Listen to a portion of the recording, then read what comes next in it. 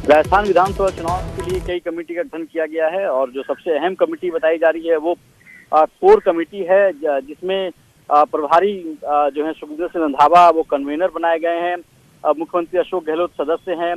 जो प्रदेश अध्यक्ष गोविंद सिंह डोटासरा वो प्रदेश अध्यक्ष वो भी सदस्य हैं। जितेंद्र सिंह, सचिन पायलट, हरीश चौधरी, महेंद्रजीत मालवीय, मोहन प्रकाश, सीपी जोशी और गोविंद राम मेघवाल 10 लोगों की जो कोर कमेटी बनाई गई है राजस्थान के लिए विधानसभा चुनाव को देखते हुए एक अहम कमेटी की घोषणा की गई है, जिसमें जो कमेटीज की अगर बात करें तो कोर कमेटी, कोऑर्डिनेशन कमेटी और साथ ही साथ campaign committee, manifesto committee, strategic committee, media communication committee और पब्लिसिटी प्रोटोकॉल कमेटी का गठन किया गया। सबसे अहम कमेटी मानी जा रही है वो कोर कमेटी की है।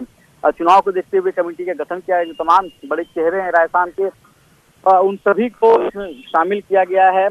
और चेहरों की अगर बात करें तो सचिन पायलट को भी जगह मिली है कोर कमेटी के अंदर। दूसरी तरफ जो कैंपेन कमेटी जो सबसे अहम कमेटी मानी जाती है, जिसके चेयरपर्सन बनाए गए हैं गोविंद राम मेघवाल, और उसमें जो को चेयरमैन अशोक चांदना को चेयरमैन बनाया गया है, राजकुमार शर्मा कन्वीनर बनाया गया है और दानिश अब्रार और चेतन डूडी इनको को कन्वीनर बनाया गया। जो कैंपेन कमेटी दूसरी सबसे अहम कमेटी बताई जा रही है। साथ ही जो मैनिफेस्टो कमेटी है जिसमें मैनिफेस्टो बनाने का काम होगा और जो कि विधानसभा चुनाव के लिहाज से काफी अहम मानी जाएगी, उस कमेटी में भी सीपी जोशी चेयरपर्सन बनाए गए हैं। नीरज डांगी जो कि राज्यसभा सांसद हैं उनको को चेयरमैन बनाया गया है। गौरव वल्लभ को कन्वीनर बनाया गया है।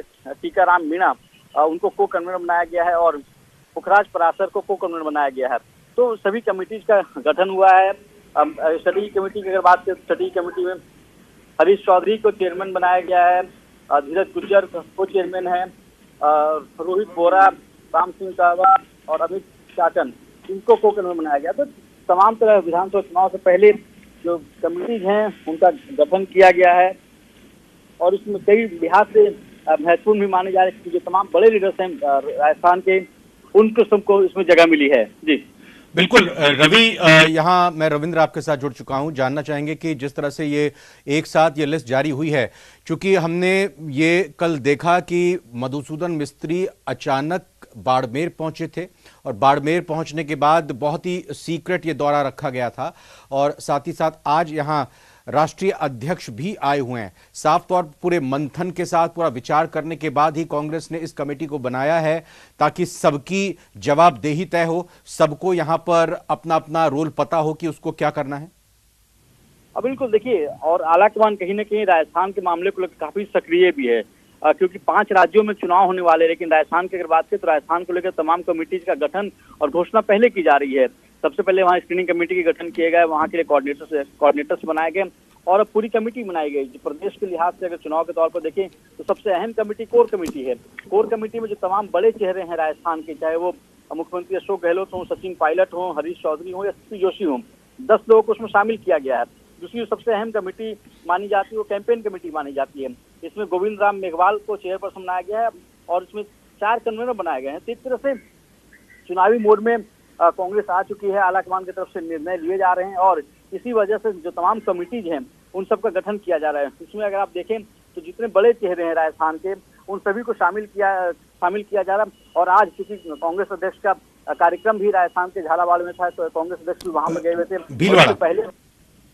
भीलवाड़ा में उनका कार्यक्रम था। इससे पहले 3 तारीख को बड़ी बैठक बुलाई गई, जो कोऑर्डिनेटर्स बनाए गए थे, 4 कोऑर्डिनेटर्स थे आईसीसी के, उनको बुलाया था। मधुसूदन मिस्त्री उनसे मुलाकात कर रहे थे। तो ऐसे में ये तैयारियां हैं, तैयारियों में पूरी तरह से कांग्रेस जुट चुकी है और इसलिए तमाम जो बड़ी कमेटीज हैं, इस कमेटी में सबसे अहम बात है कि हालांकि पहले कांग्रेस कमेटी का गठन छिटपुट तरीके से करती थी, लेकिन इस बार 5-6 कमेटी एक साथ घोषणा की गई है। तो ये दर्शाता है कि तैयारियों में कोई कोर कसर कांग्रेस नहीं छोड़ना चाहती, हालांकि नहीं छोड़ना चाहती और तमाम तरह की कमेटी जो तमाम लीडर्स हैं उन सबको एंगेज किया जा रहा है। जी रवि, आपने वैसे बिल्कुल शुरुआत में ही जब इस खबर को सबसे पहले ब्रेक किया न्यूज 18 पर, ये जानकारी एक एक करके आपने कमेटी के बारे में दी, नेताओं का भी आपने जिक्र किया।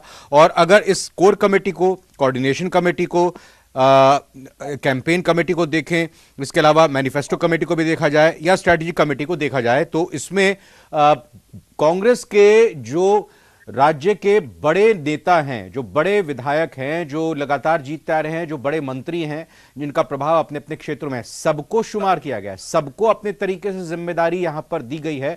तो सामूहिक तौर पर कांग्रेस यहां आगे बढ़कर चुनाव जीतने की कोशिश करेगी, सरकार रिपीट करने की कोशिश करेगी। रवि, बिल्कुल, देखिए, और यही वजह है कि पहले जिस तरह से विवाद या फिर जिस तरह से चाहे वो सचिन पायलट हों या अशोक गहलोत के बीच में तकरार की खबरें आती थी, वो अब खत्म हो चुकी है। और जो सबसे अहम कमेटी मानी जा रही चुनाव के लिहाज से, वो कोर कमेटी की है। कोर कमेटी में जो तमाम बड़े चेहरे राजस्थान से हैं, चाहे सीपी जोशी जो कि विधानसभा अध्यक्ष हैं, उनका नाम हो, गोविंद राम मेघवाल हो, मोहन प्रकाश हो, हरीश चौधरी हो, सचिन पायलट हो, तो जो तमाम बड़े बड़े चेहरे हैं उनको कोर कमेटी में शामिल किया गया है। दूसरी जो जिम्मेवारी होती है कैंपेन को लेकर है, कैंपेन भी एक बड़ा डिपार्टमेंट होता है। कैंपेन कमेटी में और कोऑर्डिनेशन कमेटी जो सबसे अहम कमेटी मानी जाती है, कोऑर्डिनेशन कमेटी में भी तमाम बड़े चेहरे उसमें शामिल किए गए हैं। हालांकि ये जरूर कह सकते हैं कि उस कोऑर्डिनेशन कमेटी भी इंपॉर्टेंट है, क्योंकि सामंजस्य बनाने की बात है। तो तमाम कमेटियों की घोषणा की गई। सबसे अहम जो दो कमेटियां हैं, चाहे वो कोर कमेटी हो या कोऑर्डिनेशन कमेटी हो, इन दोनों कमेटी में जो बड़े चेहरे हैं उनको शामिल किया गया। जो सबसे अहम जिम्मेवारी देखने को मिलेगी वो आएगी कैंपेन को लेकर, कि कैसे कैंपेन हो, उस कमेटी की घोषणा कर दी गई है।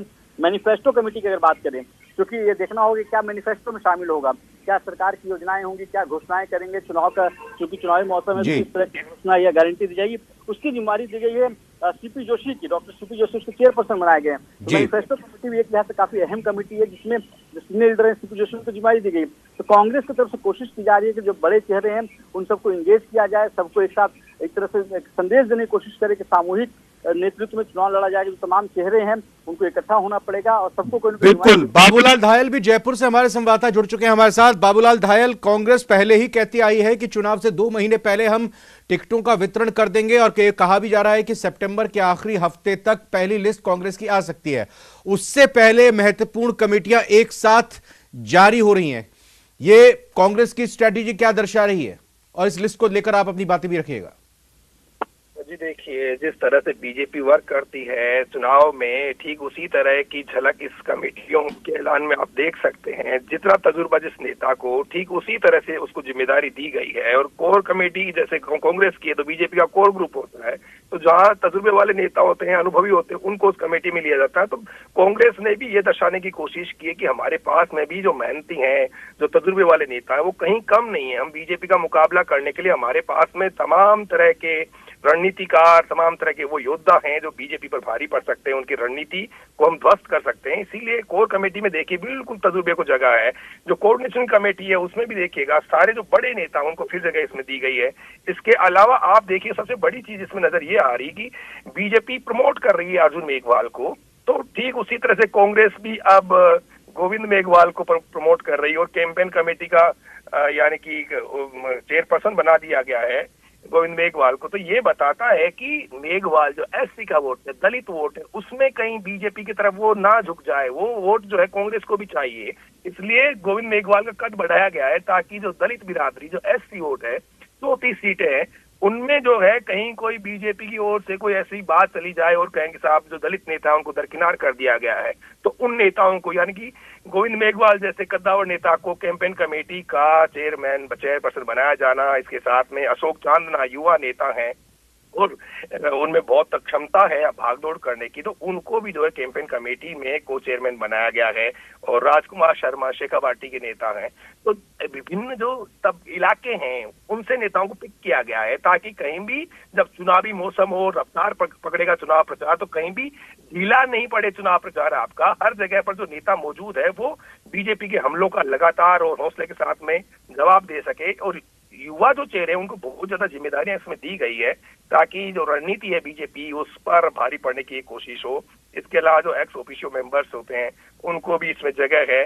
सचिन पायलट का बहुत ध्यान रखा गया है ताकि कोई ये ना कहे कि सचिन पायलट के पास में जिम्मेदारी कम है, उनके लोगों को जो है ज्यादा एडजस्ट नहीं किया गया। सचिन पायलट का तजुर्बे का, एक्सपीरियंस का और उनकी लोकप्रियता का पूरा ख्याल इसमें रखा गया है। और सीपी जोशी को मैनिफेस्टो का जिम्मा दे दिया गया। कांग्रेस पार्टी के वो थिंक टैंक माने जाते हैं और उनको पता है कि कौन से इश्यूज रेज करने हैं, कौन कौन सी चीजों को लेकर जनता के बीच में जाना है, घोषणा पत्र में क्या क्या चीजें और शामिल करनी है। तो काम बहुत है बताने को, और नई चीजें और क्या बाकी रह गई अशोक गहलोत की जो करना चाहते हैं अगले चुनाव के लिए, तो कांग्रेस बताएगी कि हम लोगों ने इतना किया और अब हम इस लेवल पर राजस्थान को लेकर जाना चाहते हैं। एक तरह से मिशन 2030 की झलक जो है इस बार की कैंपेन, ये जो आपकी मैनिफेस्टो कमेटी है, इसमें दिखाई देगी। जो चीजें ली जाएंगी, जो बिंदु उठाए जाएंगे, जो इश्यू जनता के बीच में लेकर जाए जाएंगे, तो वो एक झलक दिखेगी इसमें, वो परिलक्षित होगी कि क्या क्या चीजें ऐसी हैं जो जनता हर वर्ग को छूने की कोशिश होगी मैनिफेस्टो में।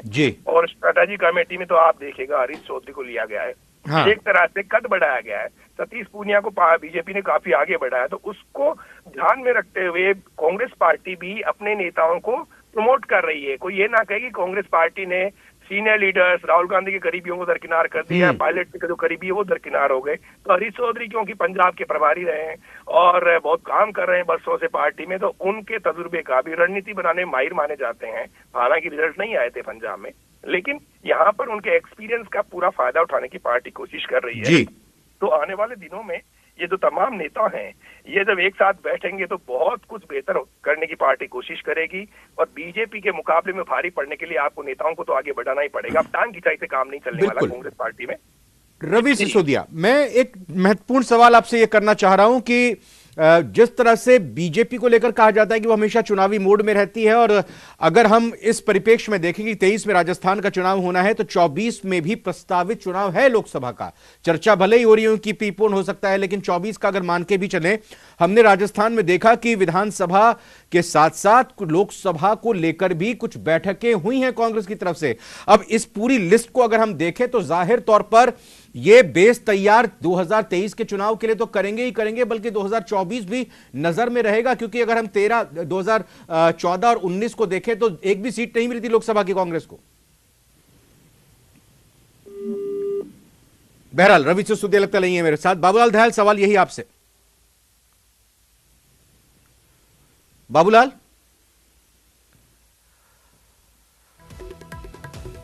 बहरहाल कोशिश करते हैं बाबूलाल धायल और रवि सिसोदिया से एक बार फिर से बात करने के लिए, लेकिन महत्वपूर्ण ये आपको बता दें कि ऑल इंडिया कांग्रेस कमेटी की तरफ से केसी वेणुगोपाल जनरल सेक्रेटरी हैं संगठन के, उनकी तरफ से एक प्रेस रिलीज के जरिए लिस्ट जारी की गई है एआईसीसी की तरफ से, जिसमें लिखा गया है कि honourable Congress president has approved the proposal for the constitution of following committees for ensuring assembly elections in Rajasthan 2023 with immediate effect। यानी कांग्रेस प्रेसिडेंट ने ये अप्रूव कर दी है प्रपोजल, जिसमें ये अलग अलग कमेटियां गठित की गई हैं आगामी राजस्थान विधानसभा चुनाव 2023 के संदर्भ में, और ये इमीडिएट इफेक्ट से तुरंत ये लागू हैं। कोर कमेटी है एक, कोऑर्डिनेशन कोर कमेटी में 10 सदस्य रखे गए हैं। कोऑर्डिनेशन कमेटी जिसमें 26 सदस्य हैं।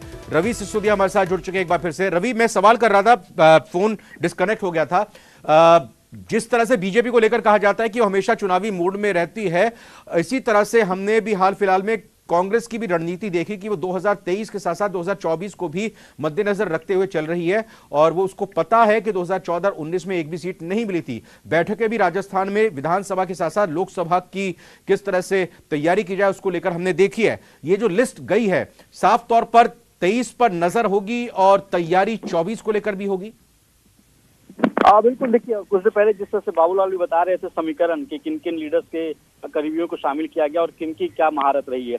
दूसरी सबसे अहम चीज जो निकल कर आ रही है कि इस बार अमूमन ऐसे देखने को मिलता है कि जब चुनाव की घोषणा होती है तो उसके बाद ही उम्मीदवारों के चयन या उम्मीदवारों के नाम की घोषणा होती है, लेकिन इस बार कांग्रेस चेंज कर रही है। इस बार कांग्रेस ऐसा माना जाए कि सितंबर के महीने या मतलब इसी महीने में उम्मीदवारों की पहली लिस्ट जारी कर सकती है। और इसीलिए इसी वजह से स्क्रीनिंग कमेटी के जो सदस्य हैं वो जयपुर दौरे पर थे। करीब 3 दिन उन्होंने जयपुर में सभी लोगों से मुलाकात की, उसके बाद वो दिल्ली आ चुके हैं और यहाँ उनकी मुलाकात भी थी आला कमान से। तो कोशिश है, इन्होंने जो पैटर्न बदला था हिमाचल प्रदेश चुनाव के दौरान और कर्नाटक चुनाव के दौरान की चुनाव की घोषणा से पहले ही उम्मीदवारों के नाम की घोषणा कर दी जाए, और इसी बाबत तमाम कमेटी की घोषणा की जा रही है। पहले कमेटी की घोषणा की गई, स्क्रीनिंग कमेटी के चेयरमैन वहां गए तो वहां उन्होंने मुलाकात की, जो कोऑर्डिनेटर्स हैं उन्होंने जो सीनियर ऑब्जर्वर मधुसूदन मिस्त्री उनसे मुलाकात की थी। एक तरह से पूरी कोशिश इनकी है कि चुनाव की तैयारियों को लेकर जो पहले ये शिकायत रहती थी उम्मीदवारों की, उनके पास चुनाव लड़ने का समय नहीं मिल पाया, तो इस शिकायत को दूर करने के लिए 2 चुनावों से कांग्रेस की तरफ से बदलाव किए गए थे, या यूं कहें कि नई रणनीति बदलाव किए गए थे। और उसी बाबत ऐसा माना जा रहा है कि इसी महीने राजस्थान के लिए उम्मीदवारों की पहली लिस्ट कांग्रेस जारी कर सकती है। क्योंकि कांग्रेस किसी भी तरह से पिछड़ती हुई नहीं दिखना चाहती है किसी भी रणनीति में। और यही वजह है कि जो तमाम कोऑर्डिनेशन, जो तमाम कमेटी है उनका गठन करना हो, तैयारियों की बात करनी हो या फिर रणनीति की बात हो, इसकी घोषणा है। तो इसलिए अहम है कि जो जिस तरह की रणनीति इन्होंने हिमाचल प्रदेश और कर्नाटक के लिए बनाई थी, वही रणनीति। बिल्कुल। और रवि, मैं अब ये भी आपसे जान लेता हूं, दर्शक भी जरूर सुनना चाहेंगे, अगर ये कांग्रेस की तैयारी है और पहले भी कहा गया है कि सितंबर के आखिरी हफ्ते तक पहली लिस्ट आ सकती है, तो मजबूत सीटों की ये लिस्ट आएगी या फिर जिसमें कांग्रेस पिछड़ी है पिछले विधानसभा चुनाव में या कमजोर सीटें हैं उनके प्रत्याशियों का नाम पहले आएगा? देखिए, आमतौर पे जो लिस्ट आएगी उस लिस्ट में ऐसे ही प्रत्याशियों के नाम आएंगे जिनके नाम को लेकर कोई विवाद ना हो, सिंगल नेम अगर भेजे जाएंगे, क्योंकि कई सिटिंग एमएलएज हैं। तो ऐसे में हालांकि कहा जा रहा है कि कई सिटिंग एमएलएज को लेकर उनके सर्वे कराया जाए, उनकी रिपोर्ट आएगी और उसी आधार पे उस पर चयन किया जाए कि वो जीतने की अवस्था में हो तो उनको कंटिन्यू कराया जाए, तो रिप्लेस करेंगे। लेकिन ये माना जा रहा है कि जिनका सिंगल नाम होगा, जिनके सीट पर कोई विवाद नहीं होगा, और यही हिमाचल प्रदेश और कर्नाटक में भी देखने को मिला था। कर्नाटक विधानसभा चुनाव से पहले 100 ऐसे नामों की घोषणा की गई थी उम्मीदवारों की जिनके नाम को लेकर कोई विवाद था। उस कॉन्स्टिट्यूंसी से सिर्फ सिंगल नाम आए थे और सर्वे के आधार पर भी माना गया था कि वो फिट हैं और वो चुनाव जीत सकते हैं। तो वही आधार यहाँ भी होगा। यहाँ कई टीम है जो कि सर्वे भी कर रही है, जो स्क्रीनिंग कमेटी के चेयरमैन है वो लगातार बैठक भी कर रहे हैं। तो जिनके नाम को लेकर कोई विवाद नहीं होगा और ये मानेगी पार्टी को चुनाव जीत सकते हैं, तो ऐसे में उनकी लिस्ट पहली लिस्ट वो आ सकती है। और ये प्रयोग इन्होंने हिमाचल प्रदेश और कर्नाटक में किया, तो जो सफल भी इनके लिए रहा है। ये तैयारियां इसी तरह से होंगी और जो सिंगल नेम होंगे उनके नाम की घोषणा पहले की जाएगी। जी बिल्कुल, मैं अपने साथियों से अनुरोध करूंगा कि बाबूलाल धायल जी को भी एक बार फिर से जोड़ने की कोशिश करें। इस बीच में रवि आपसे सवाल करूंगा, जो कमेटी को लेकर कोऑर्डिनेशन कमेटी में अगर हम एक नाम देखें 22वें नंबर पर श्री शांति धारीवाल का नाम है। जब इससे पहले अलग अलग कमेटीज सामने आई थी तो कहा यही गया था कि 25 सितंबर के वो 3 नेता कहीं पर भी इसमें दिखाई नहीं दे रहे, लेकिन अब अगर शांति धारीवाल का नाम सामने आता है तो जाहिर तौर पर पार्टी आगे बढ़ रही है और आगे बढ़ना भी चाहिए। बिल्कुल। देखिए, चुनाव के दौरान कोशिश रहती है आलाकमान या फिर पार्टी की तरफ से कि किसी भी तरह की कोई भी नाराजगी किसी की न रहे। हालांकि शांति धारीवाल को लेकर नाराजगी रही है, खेमा तो वो भी नाराज था, लेकिन जिस तरह से उनका नाम लिस्ट में शामिल किया गया तो ये दर्शाता है कि नाराजगी को भुलाकर चुनाव के लिए आपको आगे बढ़ना पड़ेगा और इसीलिए उनके नाम को कोऑर्डिनेशन कमेटी में उनको शामिल किया गया। तो एक तरह से कोशिश ये है कि सबको एक साथ लेकर चले, क्योंकि पहले अगर नाराजगी की बात करें तो सचिन पायलट और अशोक गहलोत के बीच में नाराजगी थी। आलाकमान ने उसको सुलझाया। हालांकि शांति धारीवाल को लेकर नाराजगी दिखी तो उनको किसी कमेटी में जगह नहीं दी गई थी।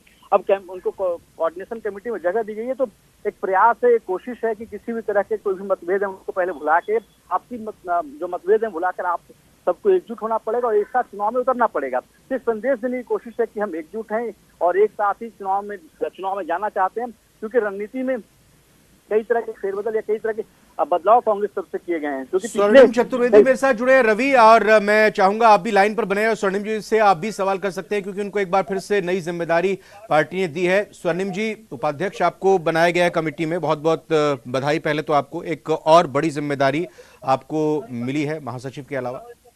जी धन्यवाद। को चेयरमैन मुझे बनाया, मैं इसके लिए आभार व्यक्त करता हूँ हमारे प्रदेश अध्यक्ष गोविंद सिंह जी डोटासरा जी का, मुख्यमंत्री अशोक गहलोत जी का और हमारे जो इंचार्ज जनरल सेक्रेटरी हैं रंधावा साहब का। सभी ने जिम्मेदारी दी है, उसके लिए मैं आभारी हूँ और निश्चित रूप से जो जिम्मेदारी मुझे दी गई उस पर खरा उतरने का मैं प्रयास भी करूंगा। मैं समझना चाहूंगा, चूंकि सह प्रभारी मीडिया और कम्युनिकेशन के हैं, दर्शकों को कांग्रेस के जो समर्थक हैं, जब तमाम लोग होते हैं, आम जनता है, उनको अपने नजरिए से आप बताइए कि core committee, coordination committee, campaign committee हो, मैनिफेस्टो कमेटी हो, स्ट्रेटेजिक कमेटी हो, क्या क्या रोल इनका किरदार रहने वाला है और टिकट अगर किसी को चाहिए तो क्या करेगा, किसके पास आएगा? देखिए मैं आपको बताता हूँ, टिकट के लिए तो सबसे पहले पीईसी प्रिलिमिनरी कार्य करती है। टिकट के जो कार्य हो जाता है पीईसी का, उसके बाद स्क्रीनिंग कमेटी, फिर सीईसी होता है, वहां से डिक्लेयर होते हैं।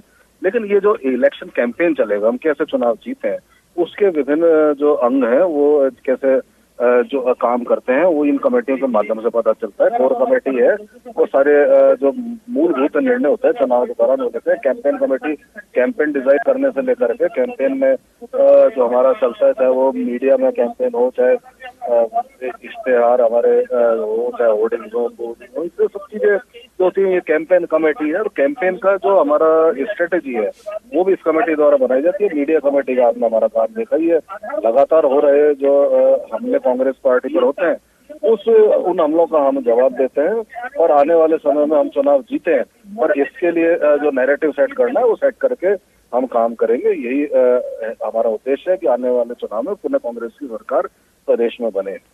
स्वर्णिम जी, नैरेटिव की आपने बात की। बीजेपी लगातार परिवर्तन यात्रा निकाल रही है और इस दौरान जब भी केंद्रीय नेता आते हैं दौरे पर या फिर यहाँ बीजेपी के प्रदेश के भी नेता हैं, उनकी तरफ से दो महत्वपूर्ण बातें कही जाती हैं। एक तो अपराध कानून व्यवस्था और उस पर भी महिलाओं की सुरक्षा को लेकर, और दूसरी बात भ्रष्टाचार।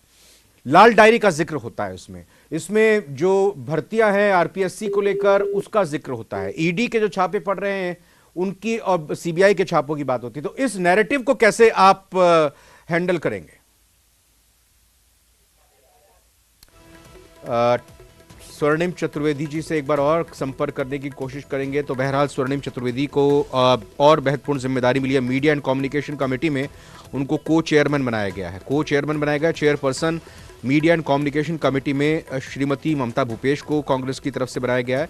मैं एक बार फिर से रवि हमारे संवाददाता मौजूद हैं लगातार, कोशिश करता हूं कि वो मेरी आवाज़ अगर सुन रहे हो तो उनसे मैं जवाब ले लूं। रवि, आपकी बात बीच में मेरे को रोकनी पड़ी थी क्योंकि स्वर्णिम जी जुड़ गए थे और हम चर्चा इसी बात को लेकर कर रहे थे कि जो भी आपस के वैर भाव हैं, जो भी दूरियां हैं, वो फिलहाल पीछे रखनी पड़ेंगी, खत्म करनी पड़ेंगी और उसी लिहाज से आगे बढ़कर पार्टी को जिताना होगा और रिवाज बदलना होगा, सरकार को रिपीट करना होगा। सचिन पायलट एक वो नाम जिसको लेकर कहा जाता है कि उसका जनाधार है और ये 2018 का चुनाव अगर कांग्रेस जीती थी तो उसमें बड़ा किरदार सचिन पायलट का भी रहा था। इन कमिटीज पर अगर नजर डालें तो कोर कमेटी में सचिन पायलट दिखाई देते हैं, कोऑर्डिनेशन कमेटी में सचिन पायलट दिखाई देते हैं। उनकी भूमिका कैसे रहने वाली है?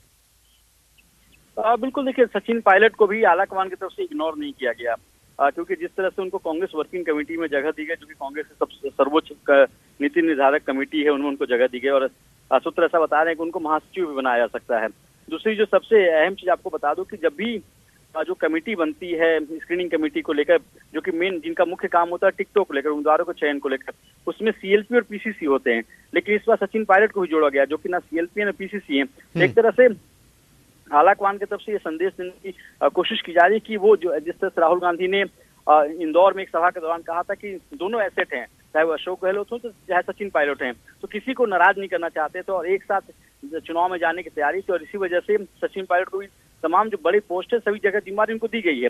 अभी की बात करें तो सभी जितने जो नाराज लोग हैं उनको मनाने की कोशिश की जा रही है, साथ ही साथ जिनको भी जो जिम्मेदारियों की बात की जा रही है तमाम लोग जिम्मेदारी देने की बात की जा रही है। और राजस्थान को लेकर एक महत्वपूर्ण चीज आपको बता दो कि कांग्रेस लीडरशिप की तरफ से सबसे ज्यादा फोकस राजस्थान को लेकर ही है। हालांकि 5 राज्यों में चुनाव होने वाले, लेकिन राजस्थान को लेकर जिस तरह से इतनी तमाम जो कमेटियों का गठन हो रहा है, जो घोषणाएं हो रही हैं, चाहे कोऑर्डिनेशन कमेटी की बात करें, स्क्रीनिंग कमेटी की बात करें, ये ऑब्जर्वर्स की बात करें, तो ये दर्शाता है कि आलाकमान का पूरा फोकस राजस्थान पे है और किसी भी तरह की कोई कमी या आलाकमान नहीं छोड़ना चाहती है लीडरशिप की तरफ से, इसलिए तमाम लोग एडजस्ट भी किए गए हैं। जो भी नाराजगी थी उनको दूर किया गया है। सचिन पायलट के मसले को अगर आप देखें तो कई राउंड्स की दिल्ली में बातचीत हुई थी और उसके बाद उनको मनाया गया था। तो कोशिश ये है कि इस बार रिवाज बदले और इसीलिए तमाम तरह की जो कमेटी हैं जो उनको गठन भी किया गया, सबकी राय भी ली गई थी। तो चुनाव जरूर छत्तीसगढ़, मध्य प्रदेश, तेलंगाना, मिजोरम वहां भी हैं, लेकिन कोशिश ये की जा रही है कि फोकस अभी अगर कांग्रेस की तरफ से अगर बात करें तो कांग्रेस की तरफ से पूरा फोकस राजस्थान की तरफ है और पूरी कोशिश है कि किसी भी तरह से इस बार सरकार को रिपीट करें, जो लीडर्स के गिले शिकवे उनको दूर किया जाए और जो तमाम लीडर्स हैं उनको कोई न कोई बड़ी जिम्मेदारी दी जाए। जी बिल्कुल, आपने चूंकि अपनी बातों में एक दो बार जिक्र किया कि कांग्रेस का फोकस राजस्थान में दिखाई दे रहा है, इसको हम किस तरह से समझें कि छत्तीसगढ़ में माना जा रहा है कि कांग्रेस की स्थिति भले ही सरकार में है लेकिन मजबूत है, मध्य प्रदेश में लग रहा है कि एक बार फिर से वो सत्ता में लौट सकते हैं, वहीं राजस्थान में चूंकि रवायत यह रही है कि एक बार बीजेपी की सरकार एक बार कांग्रेस की सरकार, लेकिन अब कांग्रेस को ऐसा लग रहा है कि हाँ हो सकता है कि हम थोड़ा आगे चल रहे हैं और हो सकता है कि रिवाज बदल जाए। तो क्या इसी वजह से कांग्रेस ज्यादा फोकस कर रही है या फिर जो 5 साल में हमने गतिरोध देखा अलग अलग तरीके से उसको पाटने के लिए, उसको समेटने के लिए ये फोकस यहाँ कांग्रेस आला कमान का राजस्थान पर देखने को मिल रहा है? कारण असल में आपको क्या लगता है? देखिए, एक इंटरनल सर्वे कराया गया था, जिस सर्वे में ये पाया गया कि पिछले 6 महीनों में जो कांग्रेस का ग्राफ है, तेजी से बढ़ा है। जो जिस तरह की घोषणाएं मुख्यमंत्री अशोक गहलोत की तरफ से की जा रही थी, जिस तरह से कई योजनाएं दी गई हैं प्रदेश को, तो उसके बाद से और ये माना जा रहा था, जो इंटरनल सर्वे कराया गया था, तो उसमें पाया गया कि कांग्रेस का ग्राफ वहाँ तेजी से बढ़ रहा है और वहाँ पे कांग्रेस के मुकाबले बीजेपी में बहुत ज्यादा लड़ाई है, ऐसा इनके रिपोर्ट में भी आया था। तो फोकस है। और अगर लिहाज कांग्रेस की अगर बात करें तो राजस्थान एक बड़ा राज्य है। छत्तीसगढ़ में कांग्रेस की सरकार है, राजस्थान में कांग्रेस सरकार है, कर्नाटक में चूंकि कुछ दिनों पहले सरकार बनी है। तो कांग्रेस की लीडरशिप भी मानती है कि एक बड़ा राज्य है और इस राज्य को अगर रिपीट करना है तो तमाम तरह की जो भी पहले गिले शिकवे थे उनको दूर कराया जाए, रणनीति पर ध्यान दिया जाए, पूरा फोकस राजस्थान पर रखा जाए। और इसीलिए आप देख रहे हैं कि जो कमेटी हो रही है, चुनाव जरूर 5 राज्यों में, लेकिन सबसे ज्यादा फोकस राजस्थान की तरफ है लीडरशिप का, और वहां को लेकर तमाम तरह के तमाम फैसले लिए जा रहे हैं। तमाम जो गठन कमेटी है उनका गठन किया जा रहा है, जो गिले शिकवे हैं उनको दूर किए जा रहे हैं और सबको एडजस्ट किया जा रहा है। चाहे आप सचिन पायलट की अगर बात करें, जिस तरह से पिछले 4 साल से दोनों के बीच में अदावत थी, यूं कहे कि दोनों के जो मतभेद थे वो दिल्ली में सुलझाया गया और फॉर्मूला निकाला गया कि एक को दिल्ली रखा जाए, एक राजस्थान रहे। सचिन पायलट को दिल्ली लाने के लिए उनको वर्किंग कमेटी में रखा गया, उनको जिम्मेदारी देने के लिए, ताकि उनके जो वर्कर्स हैं वो नाराज ना हो। तो ऐसे में उनको स्पेशल इन्वाइटी बनाया गया स्क्रीनिंग कमेटी के लिए, जो मेन उम्मीदवारों के चयन में महत्वपूर्ण बॉडी होती है। तो दोनों की जो धुरियां हैं, जो उसको खत्म तलखियां थी, उसको खत्म करने की कोशिश होती रही। तो एक तरह से पूरा फोकस हाईकमान का राजस्थान पे रहा और राजस्थान को लेकर ही तमाम जो बैठकें हुई पूरा, और इनको ये पता है कि अगर राजस्थान में रिपीट करते तो बड़ा मैसेज जाएगा जो लोकसभा चुनाव, इसीलिए पूरी कोशिश है, पूरी तैयारियां हैं और उसी रणनीति के तहत ही जो लीडरशिप है वो काम कर रही है। रवि, एक चीज और भी दिखाई दे रही है रणनीति, अगर बात करें कांग्रेस की, तो स्थानीय क्षत्रपों को बराबर आगे रखकर ड्राइविंग सीट पर बैठाकर कांग्रेस आलाकमान चाहता है कि वही कांग्रेस का बेड़ा पार लगाएं और ये वक्त की जरूरत भी है। भले ही आज यहां अध्यक्ष बनने के बाद पहली बार मल्लिकार्जुन खड़गे आए हों, अगर हम राहुल गांधी की बात करें, भारत जोड़ो यात्रा की थी, फिर उसके बाद बहुत ही अल्प समय के लिए, थोड़े समय के लिए वो सिरोही में माउंट आबू आए थे, बिल्कुल कुछ कार्यकर्ताओं के कार्यक्रम में, फिर अभी एक कार्यक्रम बांसवाड़ा में उनका हुआ था। तो कुल मिलाकर हम प्रियंका गांधी का भी आगमन ऐसा यहां पर नहीं हुआ है। तो कुल मिलाकर देखें तो स्थानीय क्षत्रपों को ही कांग्रेस आगे लड़कर पूरी जिम्मेदारी दे रही है। बिल्कुल, देखिए, रणनीति भी वही है कि जो लोकल लीडरशिप है उनको प्रमोट किया जाए और उन्हीं के कंधों पे चुनाव की जिम्मेदारी हो। और ये रणनीति इन्होंने कर्नाटक के दौर पे देखी। कर्नाटक में जिस तरह से 2 बड़े नेता कांग्रेस के सिद्धारमैया और डीके शिवकुमार रहे हैं, उन दोनों को पहले एकजुट किया गया, दोनों को एक साथ लाया गया और उसके बाद पूरी जिम्मेदारी उनको दी गई चुनाव को लेकर। राजस्थान की बात करें, राजस्थान में 2 बड़े चेहरे हैं, अशोक गहलोत और सचिन पायलट। इन दोनों की जो दूरियां थी उसको खत्म कराई गई बैठकों के बाद और कोशिश की जा रही है कि इनकी टीम, चाहे दोनों लीडर्स के, हालांकि हर एक का खेमा होता है और यहाँ कई बड़े लीडर्स भी राजस्थान में है, तो ऐसे में सबको एक साथ लाया गया, सबको टीम में शामिल कराया गया, पूरा फोकस है और पूरी तैयारी की जा रही है कि जो लीडरशिप है, जो स्टेट लीडरशिप है, लोकल लीडरशिप है, उनको प्रमोट किया जाए, उनके कंधों पे जिम्मेदारी दी जाए। पूरी कमेटी को अगर आप देखें तो तमाम जो बड़े चेहरे हैं राजस्थान के कांग्रेस के, उन सभी को कोई ना कोई बड़ी जिम्मेदारी दी गई है। हाँ। एक तरह से प्रयोग किया गया था कर्नाटक में और उसी प्रयोग को दोबारा यहाँ पर। बिल्कुल रवि सिसोदिया, मैं बहुत बहुत धन्यवाद करना चाहूंगा खबर को ब्रेक करने के लिए, खबर पर विस्तार से जानकारी देने के लिए, विश्लेषण करने के लिए बहुत बहुत शुक्रिया रवि सिसोदिया आपका।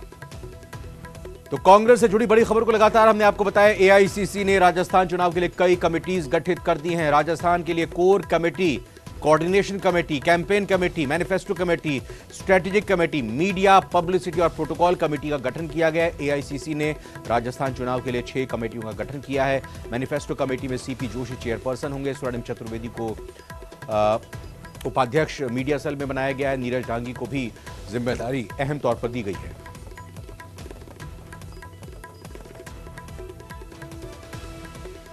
और फिलहाल एक छोटे से ब्रेक का वक्त।